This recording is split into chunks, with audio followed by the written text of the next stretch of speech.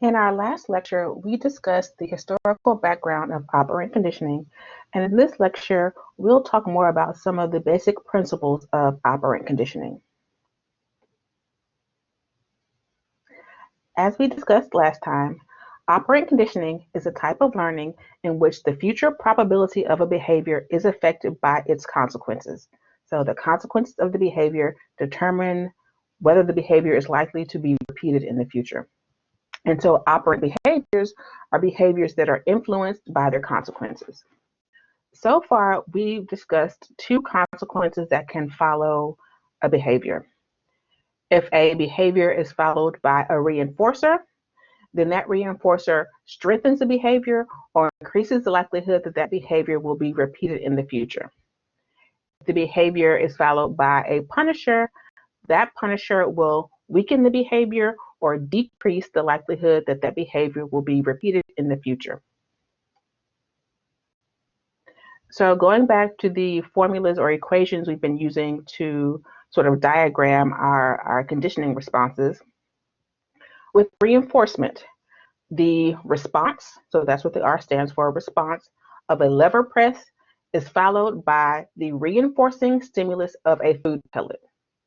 If that food pellet then increases the likelihood that that response of the lever press is repeated in the future, then that food pellet has acted as a reinforcer.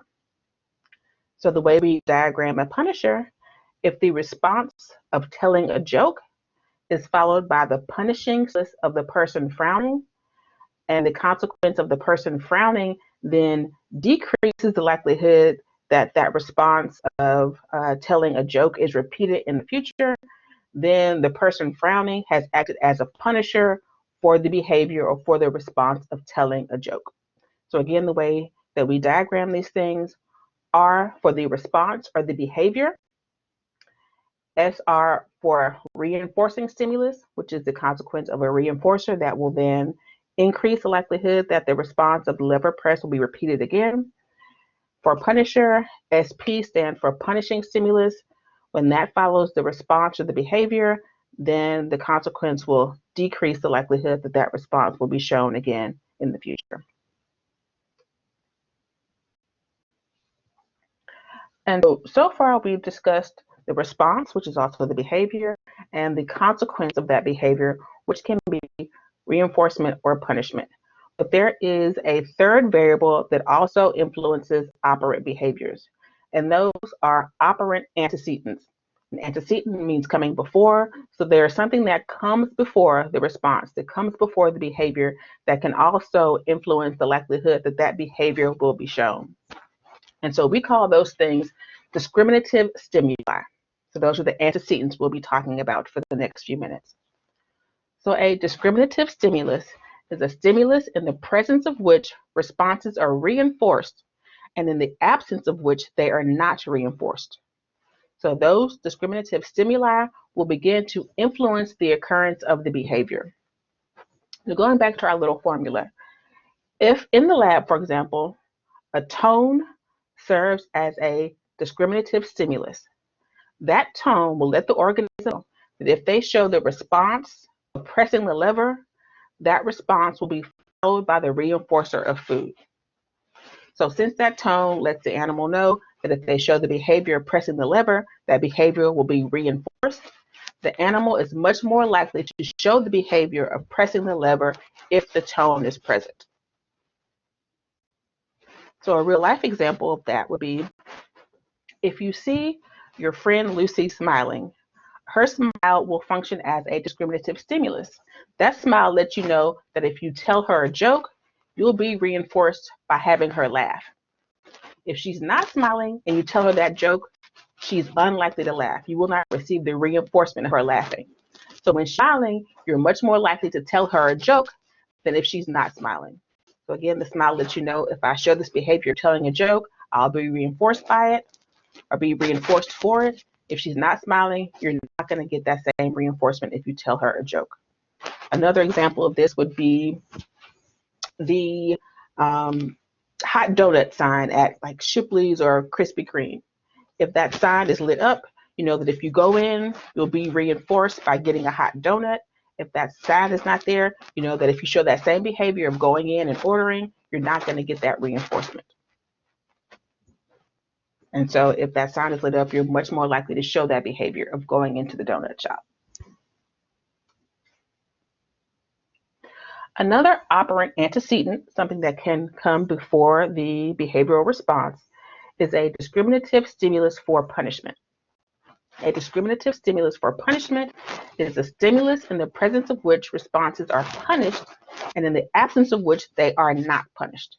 And again, this discriminative stimulus for punishment will begin to influence the occurrence of the behavior.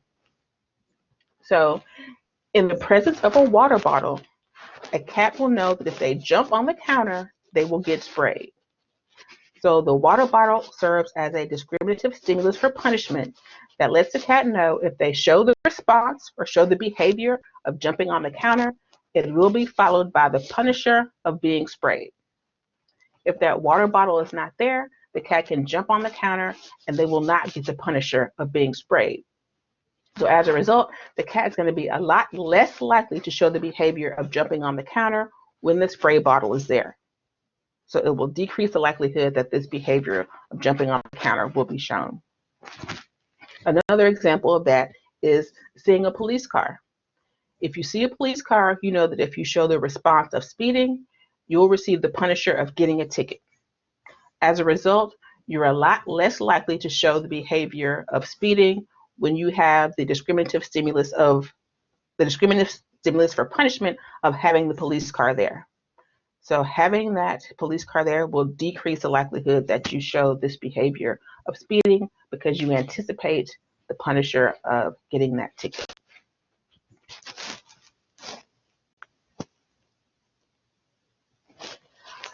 So the final operant antecedent we'll discuss is the discriminative stimulus for extinction. Before we get into that, we need to talk about operant extinction. When you have a behavior, an operant behavior that has been strengthened or increased because it has been reinforced, so the behavior has been followed by a reinforcer that has increased that behavior, how do you then extinguish that behavior? How do you get rid of that operant behavior that has been increased? The way that you get rid of that behavior is by removing the reinforcer. You begin to not reinforce that behavior. If you remove the reinforcer over time, the behavior will then decrease. So, for example, your child tantrums at the store, and as a result of the tantrums, you give in and you buy your child whatever they want at the store. So you buy them what they want, but over time, the tantrums increase. Now your child is a lot more likely to tantrum when you go into the store because you've been reinforcing that behavior by buying them things in the store when they tantrum. If you now want to decrease those tantrums, you want to get your child to not throw tantrums in the store, how do you do that? The next time they throw a tantrum, you do not reinforce the behavior. You do not give them the toy or the snack or whatever they're tantruming for. So if you remove that reinforcer, over time, that behavior will decrease and will become extinct, so you're extinguishing the behavior. Okay, so how does a discriminative stimulus for extinction work? This is a stimulus that signals the absence of reinforcement. So it lets the organism or the person know that in the presence of this stimulus, if you show this response or behavior, you will not be reinforced for that behavior. And in our equation, we notate the discriminative stimulus for extinction with the S delta. So in the presence of a buzzer, an animal will know that if they show the response of pressing the lever, there will be no food. So there will be no reinforcement for this behavior. In a real life example, if your friend is frowning, you know that if I tell this friend a joke, if I show the behavior or the response of telling a joke, there will be no laugh. There will be no reinforcement of this behavior of telling a joke in the presence of the frown. So as a result, much less likely to tell your friend a joke if they are frowning. So it influences the likelihood that behavior will occur. In the lab, the rat will be a lot less likely to press the lever in the presence of the buzzer because they know that pressing the lever when the buzzer is sounding will not lead to food. An example would be if you, you see your friend's professor in the classroom, you know that if you go into the classroom, you won't be reinforced by being able to talk with your friend. So when you see the professor in the classroom, you don't go in because you know you're not going to be reinforced by being able to talk to your friend. So the professor would serve as a discriminative stimulus for extinction. You know the behavior is not going to be reinforced. So it's not only the reinforcers and the punishments that follow a behavior that influence the behavior, these operant antecedents that occur before the behavior will influence the likelihood that the behavior will be exhibited at all.